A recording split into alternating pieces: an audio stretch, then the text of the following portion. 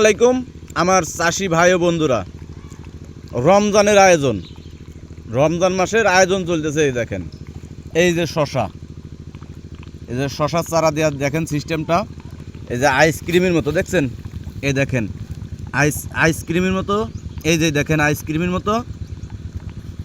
এর ভিতর এই যে গোবরে ফ্যাস মানে জৈব সার দিয়ে এই যে বীজ চারা গজাইছে, চারা জন্মাইছে।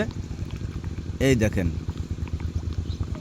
এখন এই যে চারাটা এই জমিতে যে পানি দিতেছে, এই দেখেন এই যে লাগাইতেছে, এই দেখেন, দেখছেন কত সুন্দরভাবে। দেখেন একজন চাষির কষ্ট সাধারণ মানুষ আসলেই বোঝে না ভাই।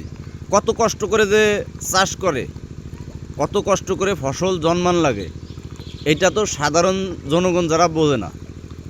আর সাধারণ জনগণ বুঝলেও হলুদ সাংবাদিক যারা আছে, মানে বিশেষ করে হলুদ সাংবাদিক যারা আছে, এরা তো মোটেও বোঝে না। এরা হলো ভিউ কামানোর জন্য বসে থাকে, কীভাবে ভিউ কামাই করে টাকা ইনকাম করবে সেই দান্দা থাকে।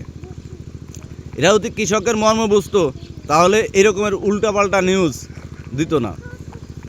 দেখেন তো অবস্থাটা, কত কষ্ট করে এই যে রমজান মাসে এই যে এই শশাটা কিন্তু আপনাদের রমজান মাসে উঠবে, রমজান মাসের শুরু থেকে উঠবে। দেখেন আগে থেকে চারা জন্মাইছে, দেখেন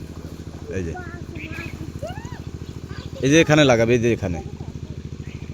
তো আপনাদের সবাইকে একটা কথা বলতে চাই আমি, কৃষকের দিক একটু তাকান, একটু তাকান।